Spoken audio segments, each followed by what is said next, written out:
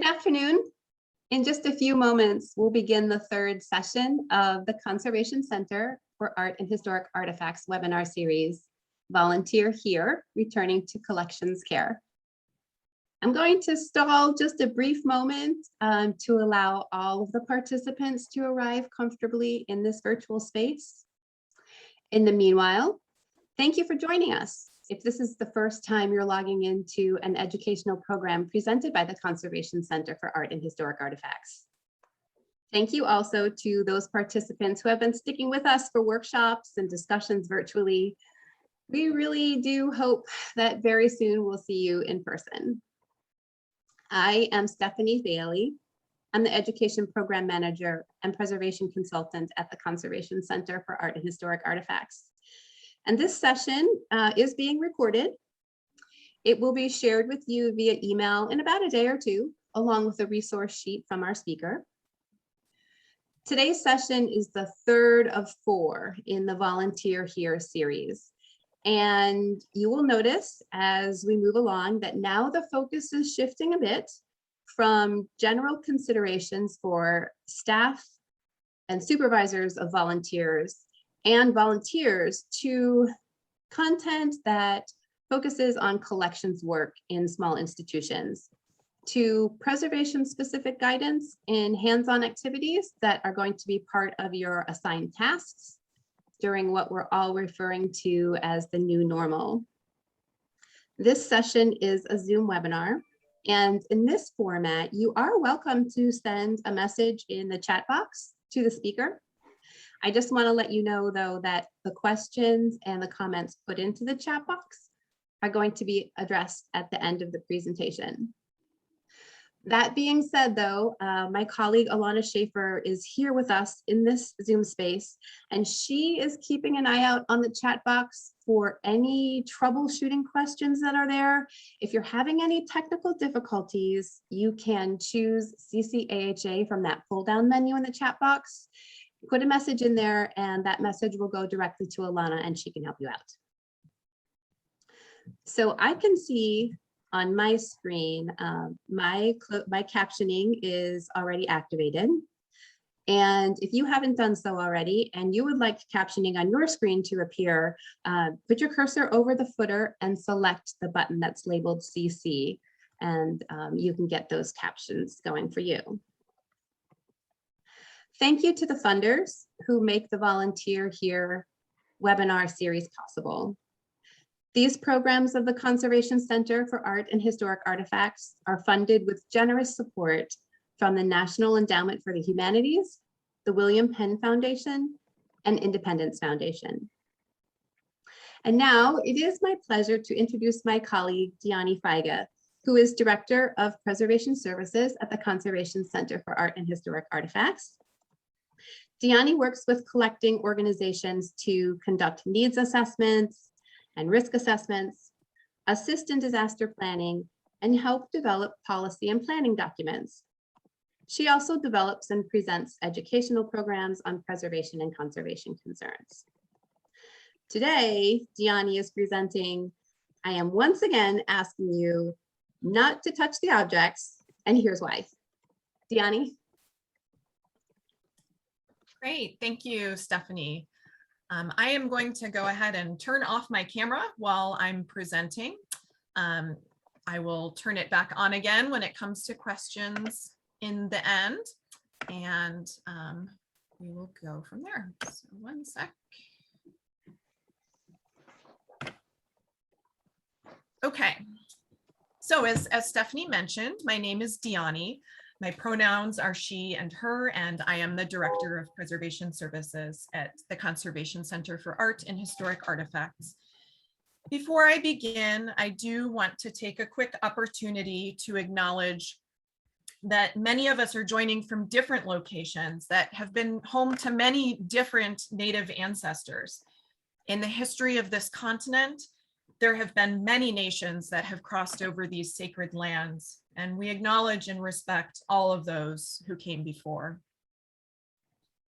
So the goal of today's webinar is to introduce collections care basics And the kind of guiding format for the collections care issues that we are going to be talking about is in the form of questions that members of the public might ask when in a collecting institution. So I thought it might be helpful if anyone in the audience is volunteers kind of serving on the front line in institutions to have some material to answer those questions. They are also organized through what are known as the 10 agents of deterioration. These are 10 different types of problems and challenges that collections might face. So and this is a common way of thinking about collections care in our field. So I will cover what these agents are, how they pose a threat to your collections, and how someone, whether it's the volunteers or staff members kind of behind the scenes, can mitigate the risks they pose. So if you are a kind of frontline volunteer, it's possible that some of the mitigation strategies I'm going to be recommending are not quite within your purview, but I think in the interest of having an understanding of what's going on with collections, I hope that some of this information will be helpful to have that background knowledge. So I've arranged these in no particular order, and I will be following a general pattern. I will introduce the agent, how it can affect your collections, and how the damage that it causes can be prevented.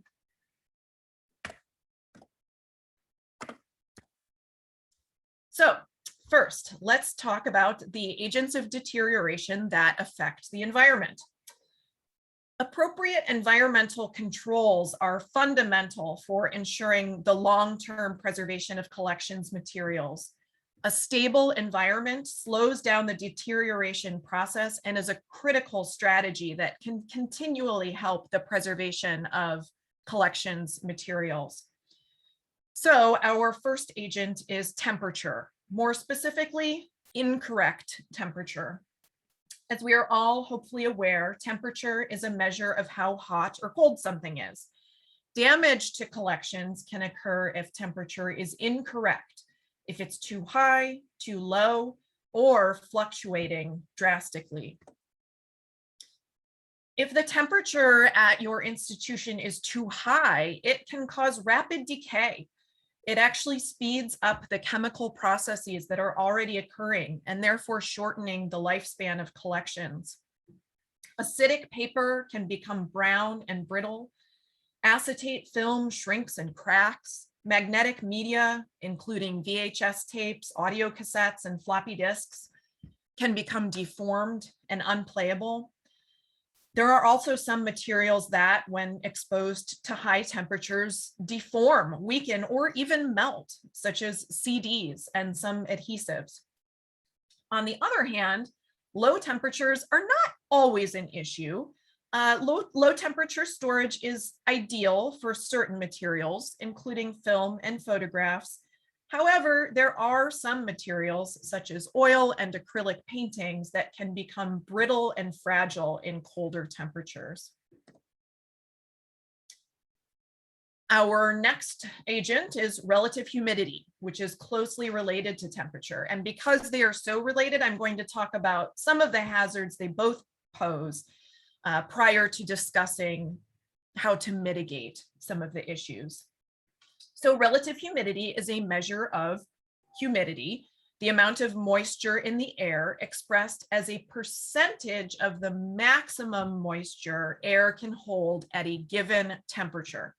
So 50% RH, as relative humidity is often shortened, means that the air being measured has 50% of the total amount of water vapor it could hold at a specific temperature. So those interlocked, temperature and RH. It is important to understand that the temperature of the air determines how much moisture it can hold. When warm air is cooled, humidity can climb. When cold air is heated, humidity falls. So think about how dry you feel when you are in a space when the heat first turns on at the beginning of the cool season. When relative humidity is high, mold growth is more likely. Inactive mold, old mold, can quickly become active with the right combination of temperature and relative humidity.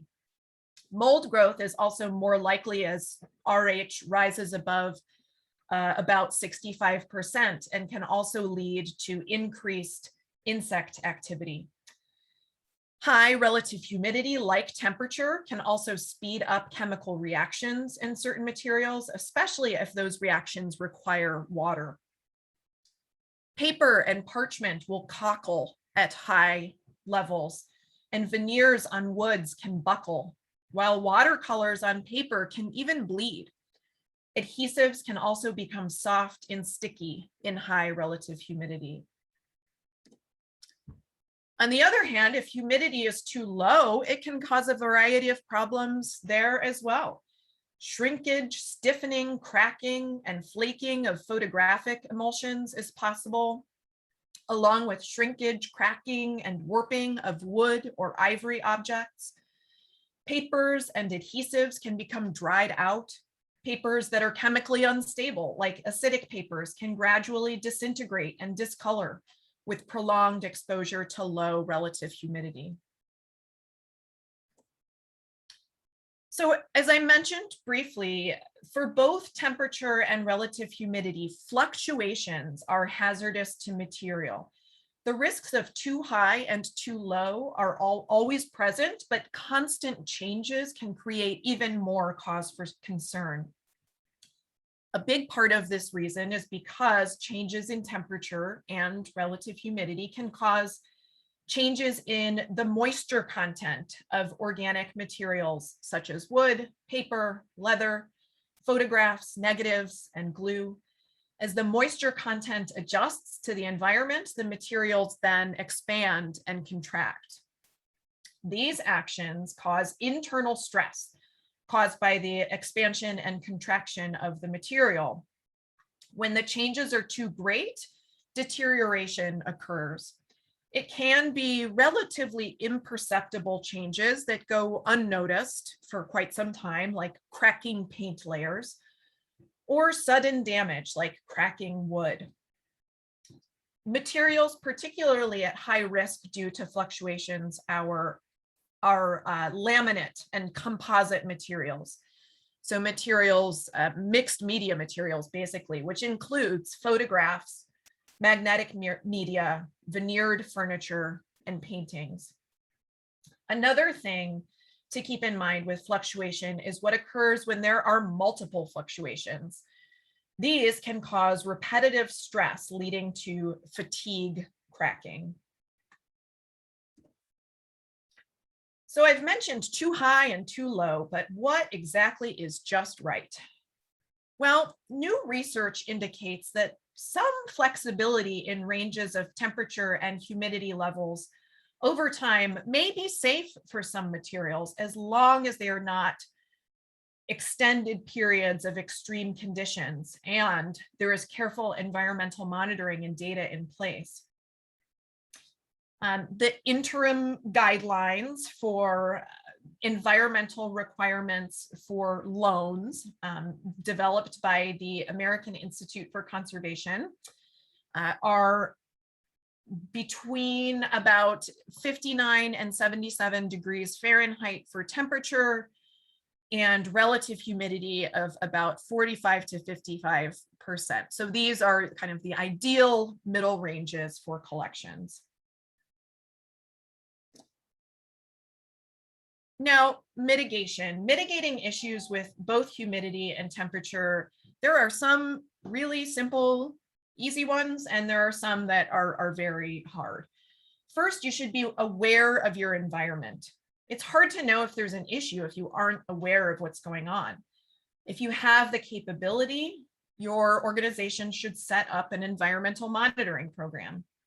Monitoring temperature and relative humidity helps to establish baseline temperatures and relative humidity, which in turn can help you identify any abnormal spikes and fluctuations. You should also be aware of what might cause incorrect humidity and temperatures. The outdoor climate, sunlight, and your HVAC system can all contribute.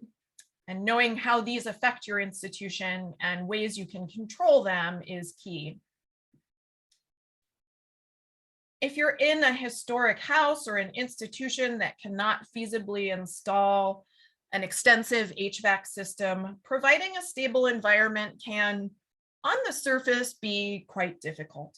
However, there are some small changes you can make to help with the environment, like installing weather stripping and storm windows, installing rain gutters and storm drains to help water move away from the structure, and increasing air circulation. And also simply keeping collections inside enclosures is going to protect them from negative environmental impact. So temperature and humidity are very important factors, and there are certainly entire webinars and educational programs on those topics in particular, but we have 8 more agents to go. So next up, let's talk about pollutants. Pollutants, also referred to as contaminants, can be generated both outside and inside buildings and can contribute heavily to the deterioration of collections materials. The 2 general types of pollutants that contribute to the deterioration of collections are particulates and gases. These can be airborne or transferred by direct contact. Airborne pollutants include acidic gases and ozone from the environment. Gaseous contaminants, especially sulfur dioxide, nitrogen oxides, peroxides, and ozone, catalyze harmful chemical reactions that lead to the formation of acid in materials. This is an issue for paper and leather, which are particularly vulnerable to damage caused by acid. Paper becomes discolored and brittle, and leather becomes weak and powdery.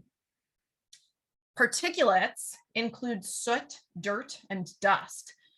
Dust and dirt often have a large organic component consisting of vegetable matter, skin, and hair, which together are an excellent food source for pests. They can be abrasive and disfiguring, and they can absorb moisture from the surrounding environment.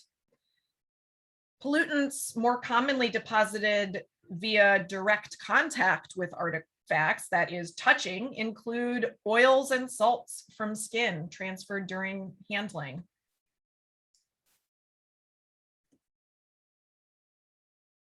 So mitigation for the threat of pollutants in your collection. First, making sure you maintain a clean environment. Regular dusting goes a long way to help prevent buildup. Place appropriate filters on fresh air intakes for HVAC systems, and make sure these filters are changed regularly.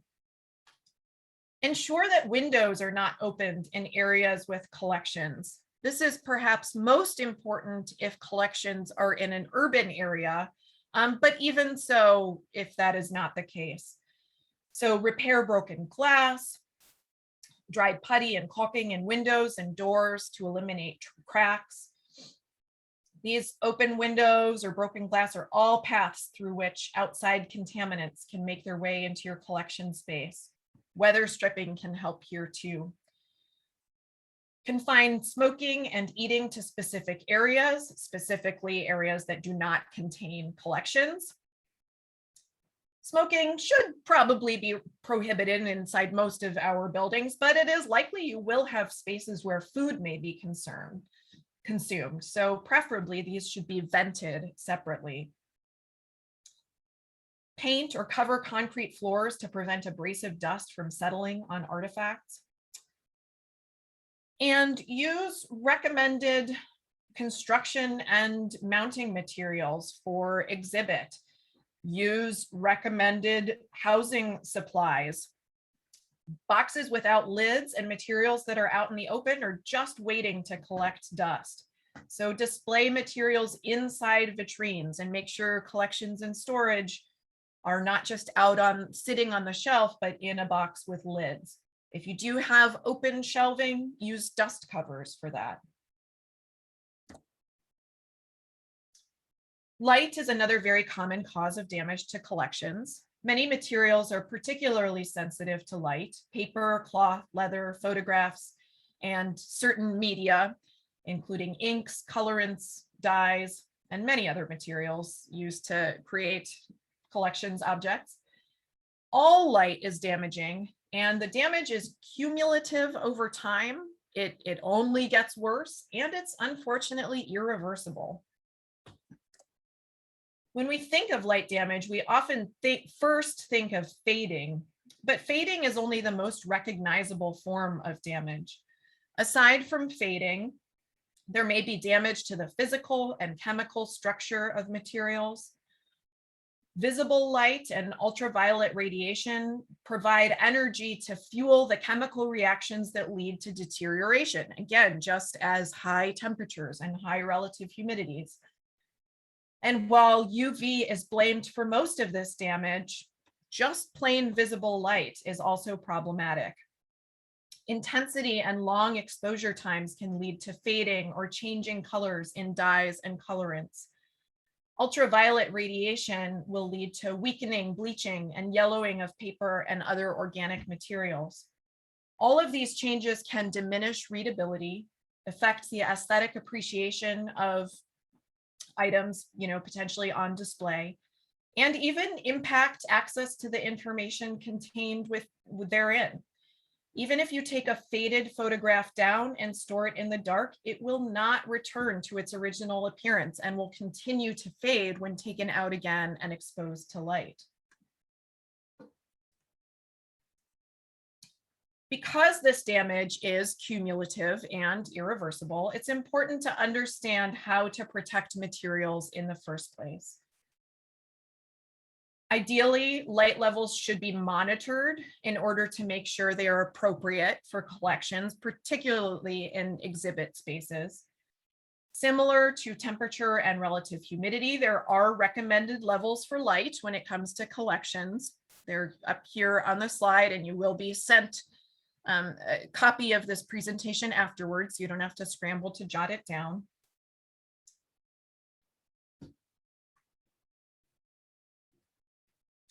And once again, in order to address the problem, you need to know the source. Any source of light that affects your collections will need to be closely controlled, both sunlight and artificial light. Lights should only be turned on when spaces are in use, and blinds and curtains should be kept closed. If possible, light fixtures and windows should be outfitted with UV filtering film as an additional precaution. Ensuring collections are stored in boxes also limits light exposure, just like it limits pollutants.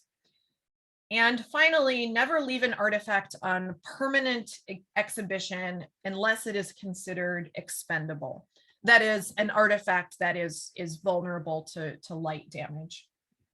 Frequently rotate sensitive materials such as books, broadsides, photographs, handwritten documents, and textiles. It is generally recommended that paper-based materials displayed at the previous recommended light levels be rotated every 6 weeks, which is honestly very frequent. So if you can't quite get there, at least set some incremental plan. So implement a schedule to turn pages in exhibited books on a regular basis, and consider replacing letters and other paper documents with facsimiles.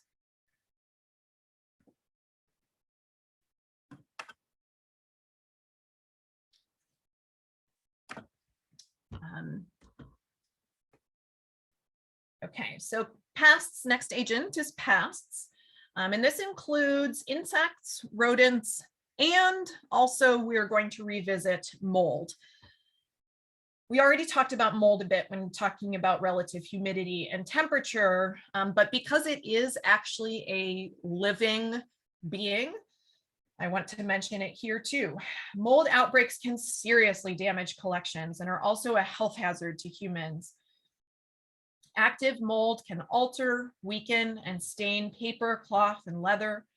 In addition to affecting collections, mold remediation can be quite expensive.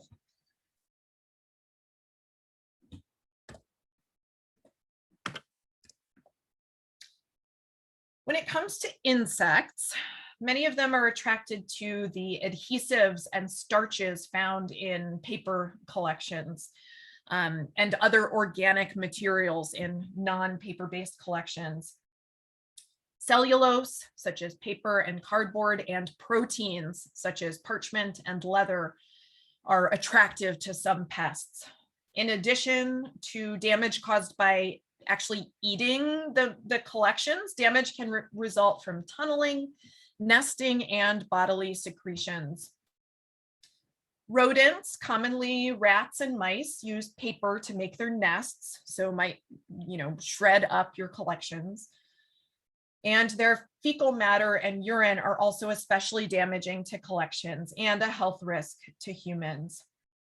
Here are the dirty dozen of museum pests, the most common offenders. Many of them eat specific types of materials and are attracted to specific environments. And just to call out maybe the dirtiest in paper-based collections, one we come across quite often is silverfish. Silverfish can be particularly damaging to paper collections as they are attracted to starchy materials, including not only paper, but also book bindings and textiles. And here is an example of some damage caused by silverfish.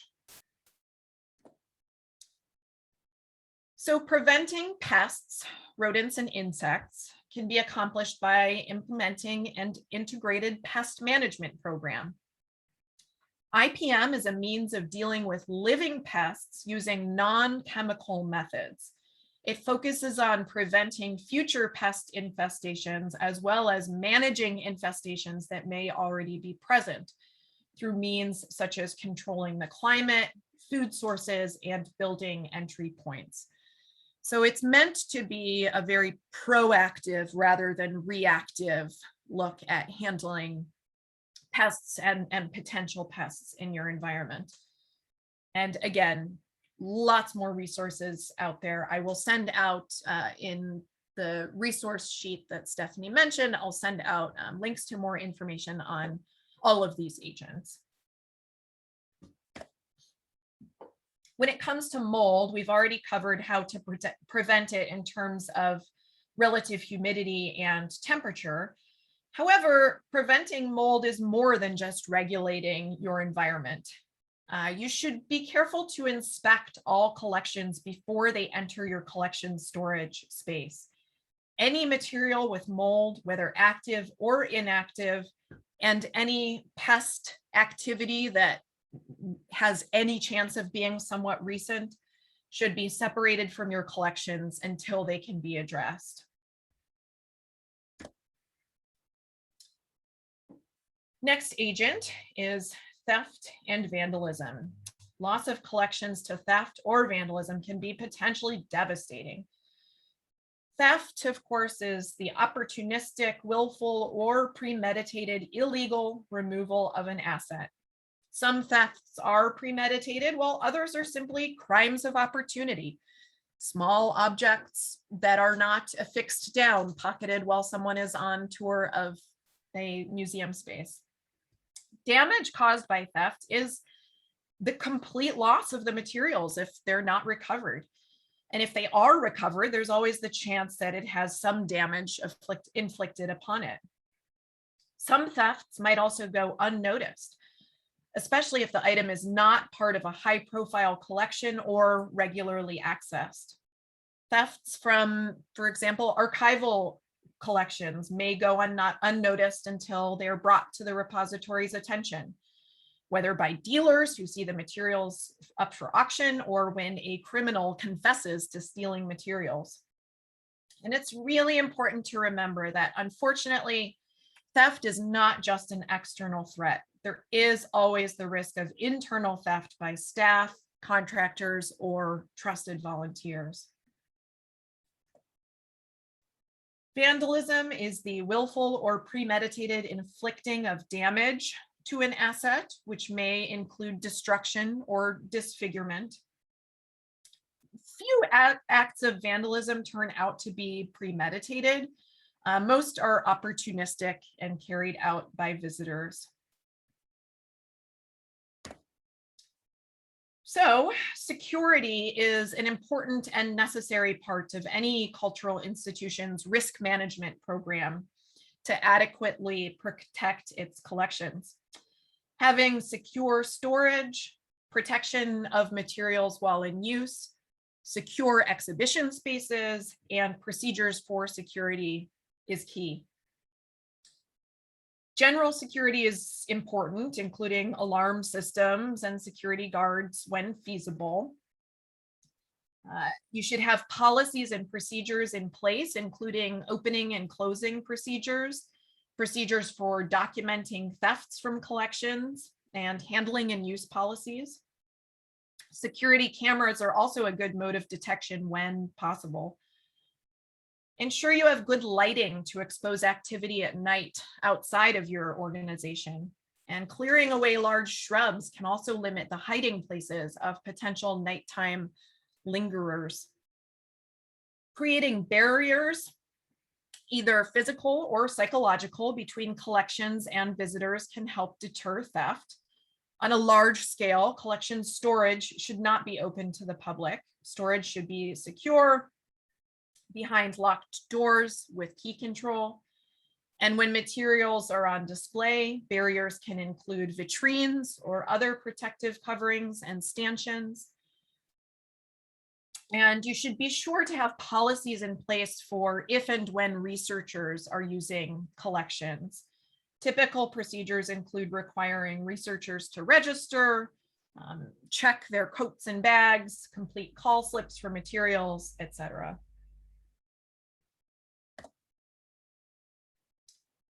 Fire can strike quickly and can cause quick and sometimes catastrophic loss of collections. We've all seen the damage fire can do, whether in person or on the media. Fire can not only cause partial or total loss of collections, it can also result in smoke damage to collections and your building itself. And so the question up here, I wasn't necessarily going to directly address that, but I do want to just point out that the benefits of having a fire suppression system, even if it's fully water-based in place, really outweigh the risks of having no protection at all. You can very often salvage wet materials. There are definitely incidents where you cannot salvage burned materials. Damage from fire can range from minor discoloration to, again, total loss, depending on the type, extent, and severity of the fire and your collection's vulnerability to heat and smoke. Organic materials, including, again, paper, textiles, and wood, all burn quickly, especially if dry.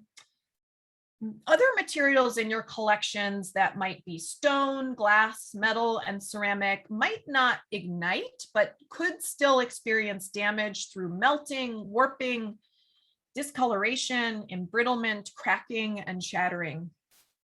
And as I mentioned, collections do not need to be in the same room as the fire to be affected. Smoke and soot can seriously damage collections. Items in another space could potentially become distorted, discolored, or brittle from the heat and smoke, or covered with soot. So as I mentioned, the need for adequate fire detection and suppression is critical because of the speed and totality of the destruction and loss of materials that can occur in a fire. So having a fire detection system is key. Everyone definitely, regardless of type of institution or building, should have at least smoke detectors, ideally smoke and heat detectors. You should ensure that this system is regularly inspected. One Step on up again is having fire suppression systems in place, whether those are water systems or in a more controlled space, chemical systems under certain circumstances. In addition to the kind of larger scale detection and suppression systems, you should have an appropriate number of fire extinguishers located throughout your building. And staff and volunteers who might have to use them should be trained on using fire extinguishers. Finally, maintain close contact with the local fire department and invite them to informally tour the site to familiarize them with the mission and significance of the collection. Invite them to conduct an inspection of your institution. And even an informal inspection often results in the discovery of previously unseen fire hazards. Water can affect collections in multiple ways through natural occurrences, technological hazards, or mechanical failures. Water leaks and floods are the most common causes of water damage, but even simply spilling a beverage could potentially damage collections.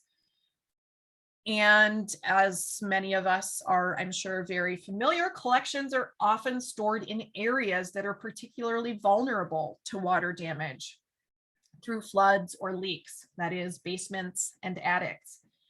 Plumbing leaks and sprinkler system malfunctions can threaten collections regardless of where collections storage is located. Water can damage collections in several ways. It can stain, warp, crack, soften, and delaminate materials. Paper-based materials, again, as we mentioned, can swell, causing dimensional changes such as cockling while weakening the overall structure.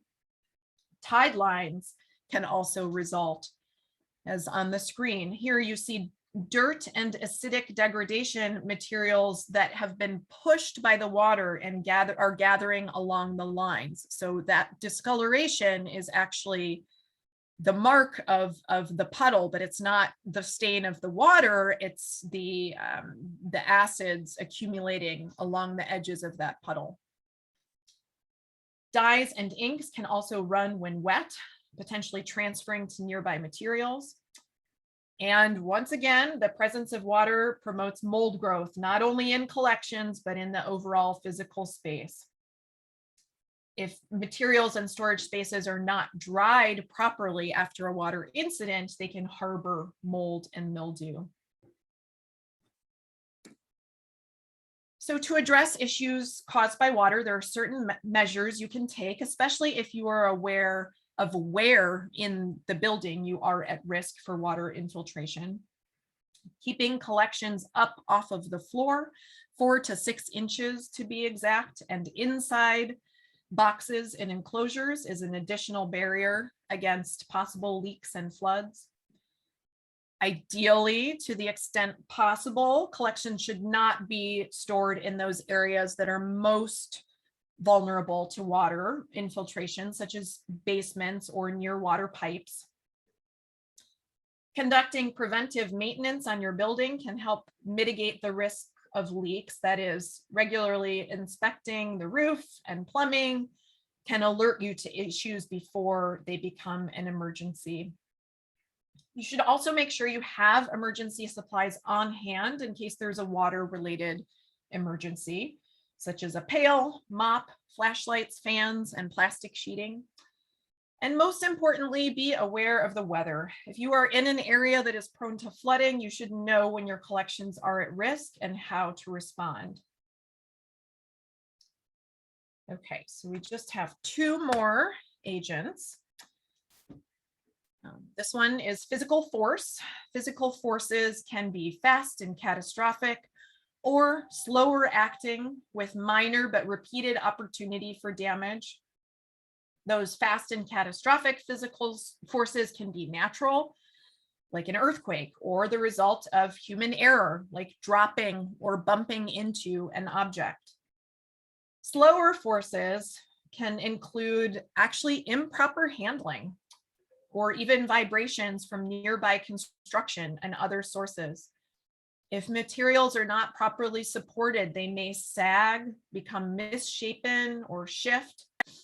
Over and understuffed archival boxes are an excellent example of a slower acting detriment of physical force.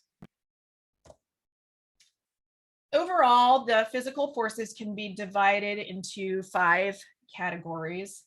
Impact happens when something strikes an item, which may result in compression, punctures, dents, tears, cracks, chips, scratches, or abrasion. Dropping is an excellent example. Shock is the result of a large impact and is common when materials are being moved. Vibration is the oscillating motion of an object relative to a fixed point of reference. So again, as I mentioned, vibrations can occur when there is construction nearby. Pressure is force applied to an object. As an example, overstuffed boxes exert pressure on the contents. And then abrasion occurs whenever there is movement between 2 objects in contact. So that is one object scratching another, say. Knowing these specific forces on your collection, you can apply strategies to prevent them from affecting collections. Simple strategies include being aware of how you transport and handle collections. So procedural control strategies may include identifying and protecting fragile objects from routine handling while they're on display, in storage or during transport. Proper storage and proper support on exhibit is also important in mitigating the threat of physical forces. You can protect materials from the public by providing a barrier, such as a case. Proper mounts can prevent materials from being knocked over or affected by vibrations and earthquakes. And collections should be properly supported when housed and ideally not allowed to shift. The final agent of deterioration is the only one that is not inherently physical. It has physical implications, but it itself is not a physical force. And that is custodial neglect. It can result from different factors. An artifact can become lost. The information associated with it is lost, or it is not properly cared for. And not properly caring for your artifacts can result in just about all of the other types of damage we've covered today. Displacing or losing materials in your collection is often inadvertent and is often done by very well-meaning staff or volunteers. But if not found, the loss is the same as theft. The object is completely gone. And the same can be said for loss of information about collections. This is often inadvertent. Labels or identification tags can become detached from boxes or artifacts. Notes might be illegible or numbers recorded improperly. A number might just so happen to represent numerals when looked at both right side up and upside down. So without a little bit of direction, you wouldn't necessarily know what was the proper orientation for the object on the screen here.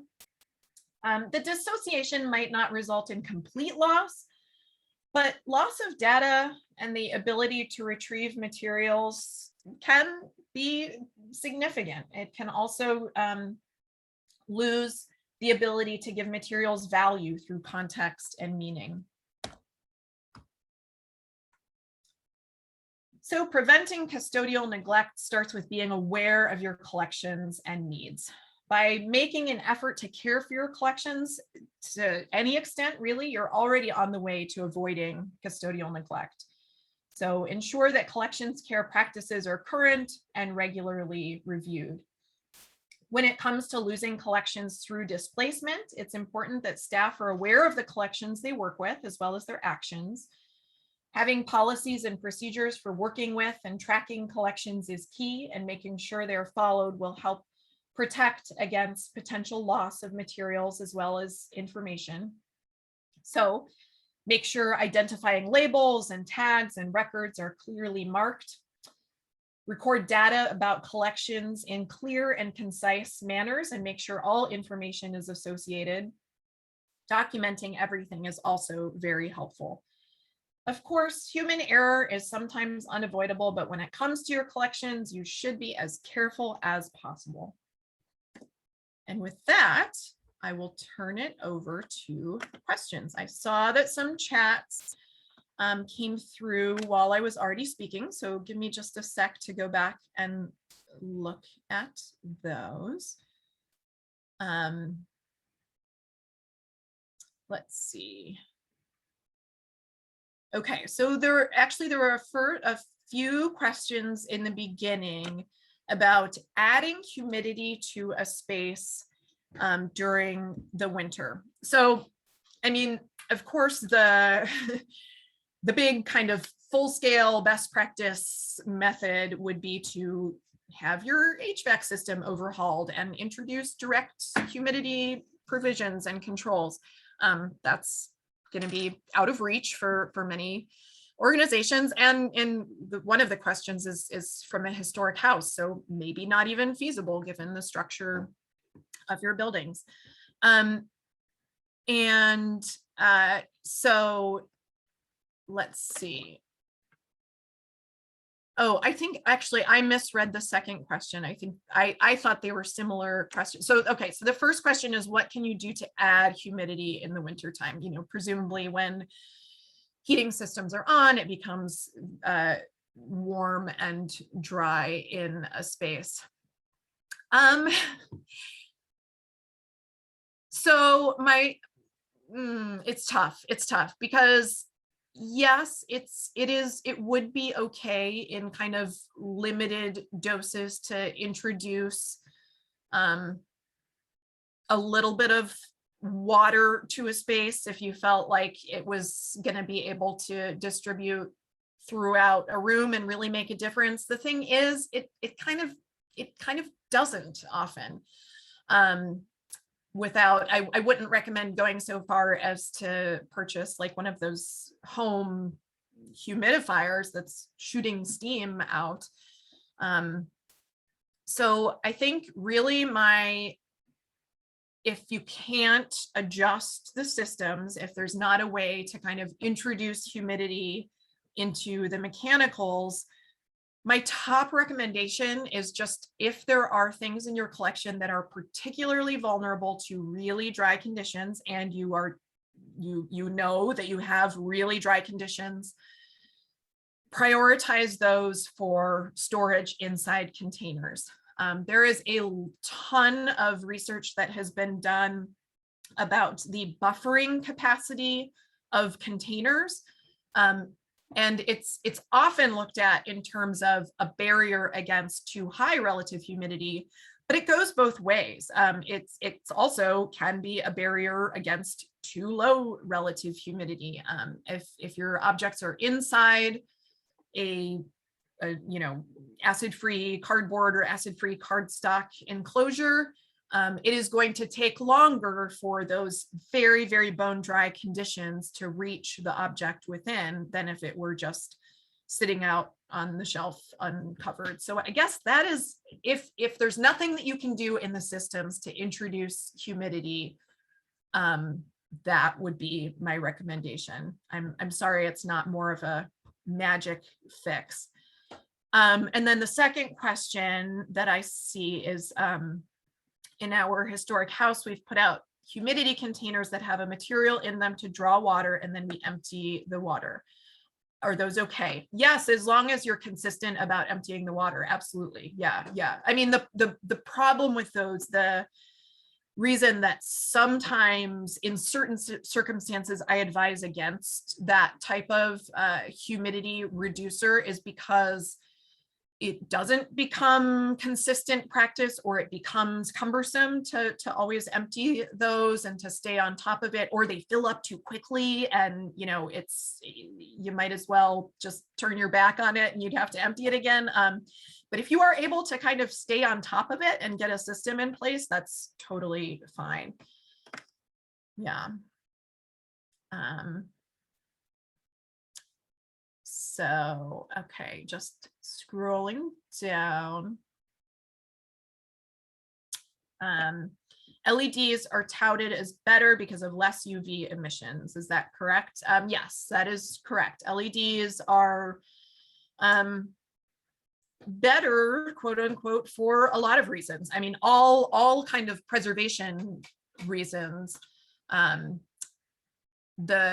They last longer than fluorescence and incandescent light units. They tend to, and because of that, they tend to, be a more sustainable option for reducing energy consumption. They tend to have very, very, very, very little to no, virtually no UV output. So you don't have to worry about extra filters on LEDs.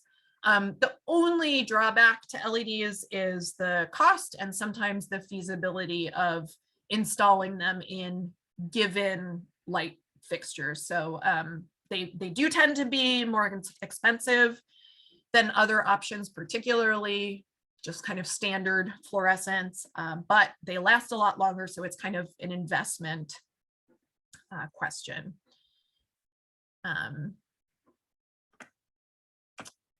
Yes, I mean, adding, okay, so absolutely. And I want to make my comment about trying to slightly elevate the relative humidity in a space. I want to be very clear that I'm talking about situations when you are dipping into the low 30s or 20% of relative humidity. If your relative humidity is hovering anywhere in the kind of mid to upper 30s, like, yes, that feels very dry, but it's not dangerous for collections. So when I'm talking about reintroducing humidity to a space, I'm talking about in those very, very dramatically dry conditions. So yes, very good point that adding humidity, one participant wrote, adding humidity can cause major problems in very old buildings from condensation within the walls. Absolutely. And another question, can you use LED lights in a display case or no lights? LED lights are probably the best option inside a display case.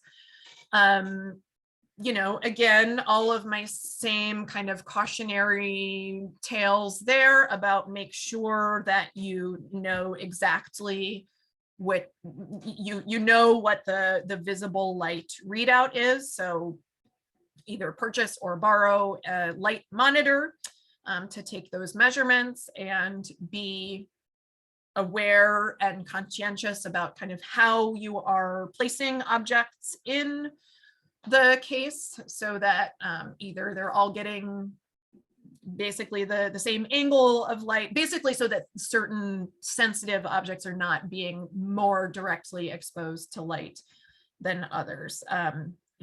If you want to use lights in an exhibit case, and you have the resources, LED is a great option. Another benefit there is that they give off little to no heat output, which fluorescents really don't give off much heat either. And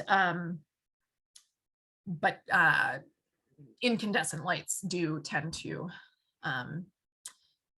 Would you recommend a light monitor and how best to use it if you don't have one? I will make a note to myself to include some information on that in the email that I send out, because I'd like to be able to, send you some resources. So everyone who's registered for this will get a follow-up email within the next day or two with some follow-up resources, and I will definitely include information on recommended light monitors. It's a little tricky. It's not quite as easy as I wish it were, because you often have to buy separate light monitors to measure visible light and ultraviolet light. The ones that measure both are you know, if each monitor alone, they're not, but if each monitor alone were $10, the one that measures both together is $70 for some reason. So, but you know, it's just a little annoying that you have to have two different devices. But if you have LED lights and no windows, you might not really be worried about UV light anyway. But I will give more information about that in the email, so I stop rambling. Okay, and another person commented that they replaced the fluorescents with 120 volts UV LED, excuse me, I've been talking a lot, 120 volt LEDs in the same fixture by bypassing the ballasts. Very little cost that way. Excellent, that's great to know that can be an option.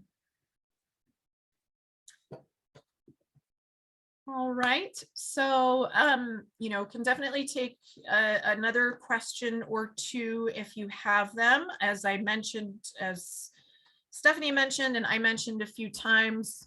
Oh, I promised I would turn my camera back on when not that it really matters. It's nice to have it off at times.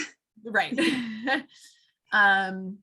Okay, actually, we do have one more question. I was just going to say, just to close up my thought there, as Stephanie mentioned, and I mentioned a couple times, we will be sending out an email following up with the slides and a resource list, and I will add into the email some specific information on light monitors, and there is some awesome conversation going on in the chat about participants giving each other advice, which is awesome. I did want to, there are two more questions. One, I think, is probably a pretty quick one. The other one is, I would love to give you some more resources. So one person asked, what is the issue with flash photography in historic houses? The concern with flash photography in really any exhibit space, and I presume this would be the case, why it would be particularly in historic houses, is the issue is the concern that the light emitted from the flash would be exposing the artifacts that you're taking a picture of to this really high burst of light levels.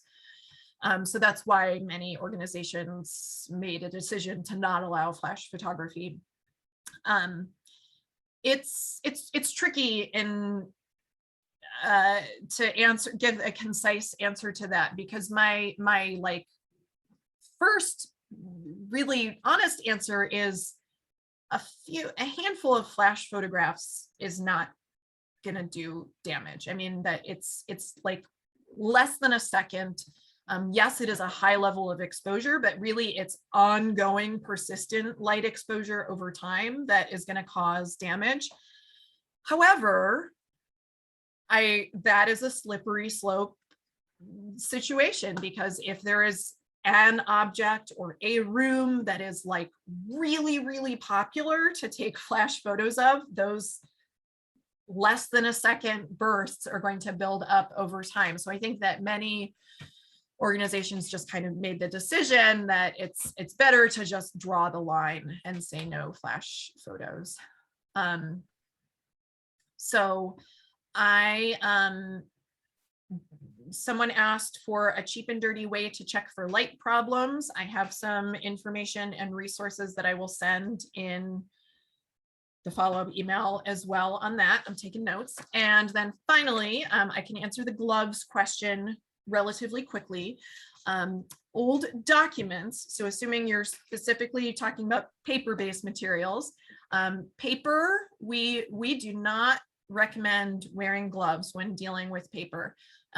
We recommend very clean, dry hands. So wash your hands, don't apply lotion, don't apply hand sanitizer, keep your hands clean and dry, and that is the safest way to handle paper-based collections. The there are too many downsides to wearing gloves. Reduces your dexterity. Wearing gloves, the gloves themselves can catch on really fragile, brittle edges of the paper.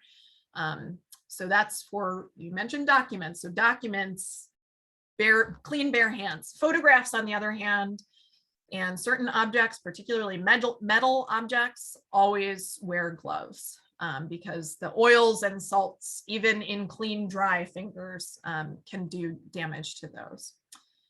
So I think we are about at time. And like I said, I have notes to myself to bulk out the email that we're going to send out. I am always reachable via email for any follow-up questions along these lines. I kind of love answering questions along the lines of the ones that have been coming my way. So please email me, and I will turn it back to Stephanie to close us out.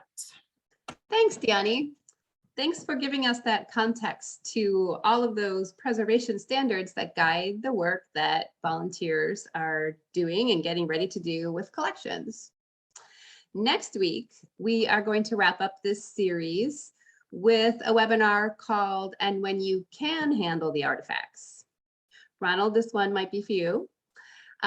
This session is going to be a refresher on some of the handling protocol and policies that maybe you've been out of touch with a little bit since the last time you saw your collections, with a little bit of additional consideration for working while you're masked and socially distanced.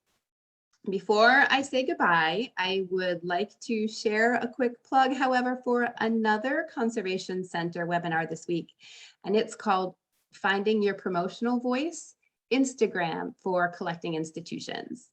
And that webinar is taking place on Thursday. You can register for it at ccaha.org/events. And this webinar is for you if you're wondering how those Instagram posts are developed to focus on collections in a very compelling way. So please join us. Lastly, this is a warning to you as you close out of the webinar screen now. You will see a survey pop up, and we are asking you in this survey about your experience today during the session. If you have time to spare, we really do appreciate your feedback. It can help us develop and continue to focus our energies on providing programs that respond to the collection care community needs at this time. So please, if you can, take just a moment to answer the survey, which is just a few questions. Thank you, and we all hope to see you again soon. Take care.